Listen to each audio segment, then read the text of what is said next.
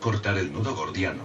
La expresión cortar el nudo gordiano deviene de una leyenda en la que Alejandro Magno 323 AC al arribar a Frigia, actual Anatolia en Turquía, tuvo que someterse a la prueba de deshacer un nudo de complejísima trabazón como condición indispensable para conquistar dicho territorio. Ante la imposibilidad de conseguirlo, el macedonio optó por cortarlo con un fuerte tajo de su espada. Por ello se suele utilizar lo de cortar el nudo gordiano cuando la resolución de un problema es tan sumamente difícil por medios habituales que se impone una solución creativa y fuera de lo habitual. Los nudos gordianos en política suelen presentarse en épocas de crisis profundas en las que los métodos habituales y homologados son totalmente inútiles en orden a una solución presidida por la justicia y la democracia integral. La actual coyuntura económica, social, política y de valores es de una complejidad tal que el poder ejerce con toda tranquilidad e impunidad. La esperanza de que se produjese una ruptura o al menos una brecha en el bipartito no ha tenido, por ahora y con los resultados andaluces a la vista, la confirmación deseada.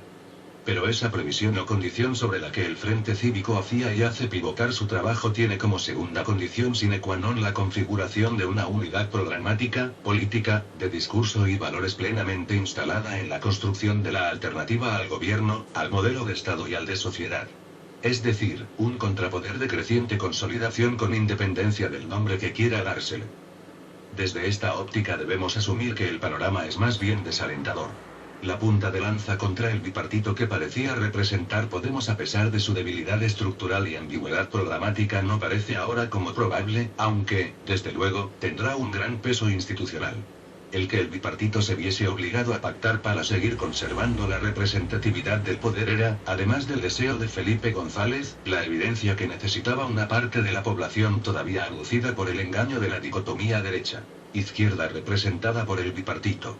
Y frente a ello el contrapoder con Podemos o sin Podemos asentaba su capacidad de alternativa.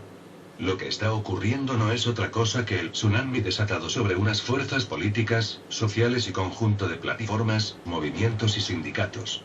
Un tsunami que no es otra cosa que la brutal realidad de la hegemonía total del discurso neoliberal que arruina a los discursos sempiternamente reiterativos y de lugares comunes de quienes, a pesar de enfrentarse heroicamente a las fechorías del sistema, lo hacen en el eje de los valores del adversario. Llegan las campañas electorales y las cuestiones claves como el euro, la deuda, la UE, la banca, las eléctricas, la reforma fiscal, etc. desaparecen en una esfumatura que pretende ampliar el arco de votantes. No se dan cuenta de que esa es la mejor manera de perder credibilidad y votantes. Al día siguiente de las elecciones la cuestión de la gobernabilidad, los pactos y los asentamientos institucionales vuelve al primer, si no único punto del orden del día. Y vuelta a empezar. Manifestaciones, luchas a veces heroicas, plataformas, manifiestos, alianzas que duran hasta que se producen las primeras convocatorias electorales, etc. Y ahora, en estos momentos, crisis en las formaciones políticas, búsquedas de nuevas siglas y siempre desde la vocación unitaria, maniobras palatinas en el foro para el mayor solaz y trabajo de los medios dedicados a la rumorología, los confidenciales y las tertulias de debate político y demás zarandajas. Mientras tanto Grecia está prácticamente sola en su lucha contra la barbarie de la UE, el FMI y el BCE. El TIP avanza pese a las denuncias en foros, debates y zonas de la red. El orden mundial basado en la liquidación de la democracia, la soberanía nacional y el derecho internacional se configura ya como de inminente consolidación. Venezuela es el centro de la agresión imperialista que tiene, en nuestro país a uno de sus ejecutores, Felipe González, y además la asepsia timorata de quienes pretenden, por mor de cálculos electorales, pasar del tema sin contaminarse. Creo que desde el Frente Cívico debemos seguir apostando por la paciente estrategia de sumar, aunar, unir y establecer afinidades programáticas y de valores, plasmados en un discurso político de carácter profético tal y como lo expliqué en mi último artículo.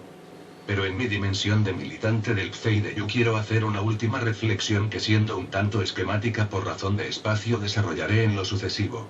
En estos momentos es de urgente fundación una fuerza política de carácter marxista que beba de la tradición revolucionaria del BCE y del espíritu fundacional de yo.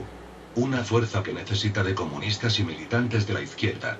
Pienso con toda sinceridad, no ajena de dolor, que hoy por hoy ni el actual BCE ni la actual yo están a la altura de esa tarea. Necesitan refundarse en algo mucho más profundo que un cambio cosmético. Por cuestiones de espacio resumo sus características. Ruptura total con el régimen de la transición. En el PCE hay antecedentes de esta posición. Poner en marcha un proceso de alianzas en orden a construir la triple alternativa que más arriba cité. Confrontar con el bipartito como portador de un mismo discurso económico, político y europeo. Establecer las alianzas en función de programas y de propuestas económicas, energéticas, de consumo y culturales que, siendo de carácter alternativo, sean viables e inmediatas a niveles locales, comarcales y de mayor ámbito. Explicitar con valentía y decisión un discurso político que supedite la economía a la consecución de los DDHH. En consecuencia, librar una lucha ideológica y de valores contra la trilogía capitalista, mercado, competitividad y crecimiento sostenido. Dar por inasumible el Tratado de Maastricht y sus derivaciones.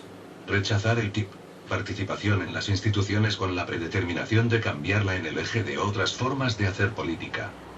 Iniciar un proceso constituyente que desemboque en la Tercera República Federal.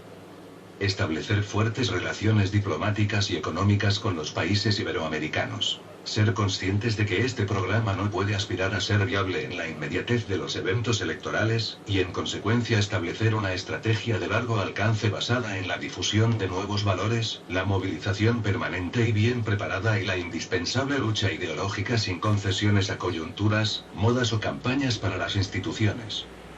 Creo que estamos en unos momentos en los que seguir mareando la perdiz, hablar de esencias en peligro por la actitud de supuestos enemigos, es una manera como otra cualquiera de acabar con una tradición gloriosa socapa de defenderla.